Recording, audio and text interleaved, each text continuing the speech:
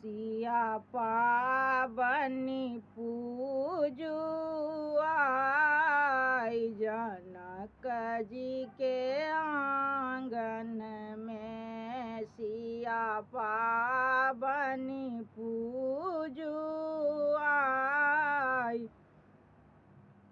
जनक जी के आंगन में। पहिले जे पूजब सीता दुर्गा भवानी, पहिले जे पूजब सीता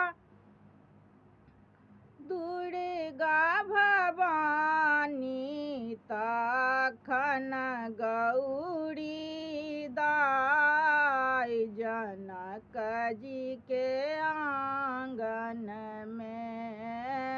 तखन गौरी दाई जनक जी के आंगन में। सिया पाबनि पूजू आई जनक जी के आंगन में।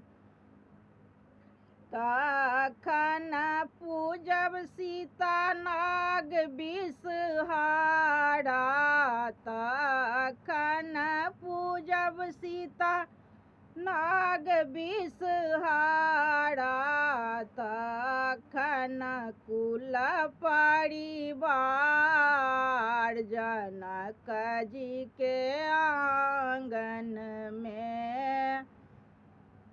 तखन कुल परिवार जनक जी के आंगन में।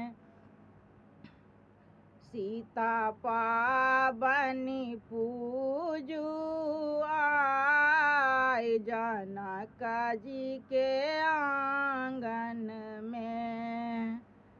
दुर्गा जे देती सीता अन्न धन लक्ष्मी, दुर्गा जे देती सीता अन्न धन लक्ष्मी, गौरी देती सोहाग जनक जी के आंगन में। गौरी देती सोहाग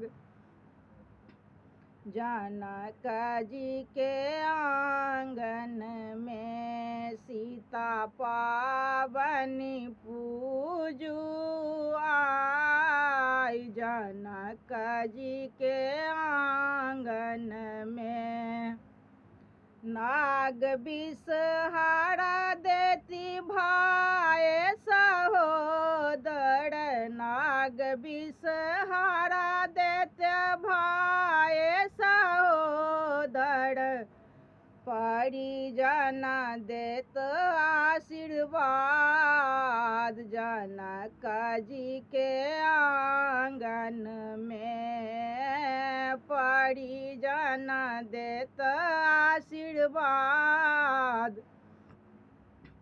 जनक जी के आंगन में। सिया पाबनि पूजू आई जनक जी के आंगन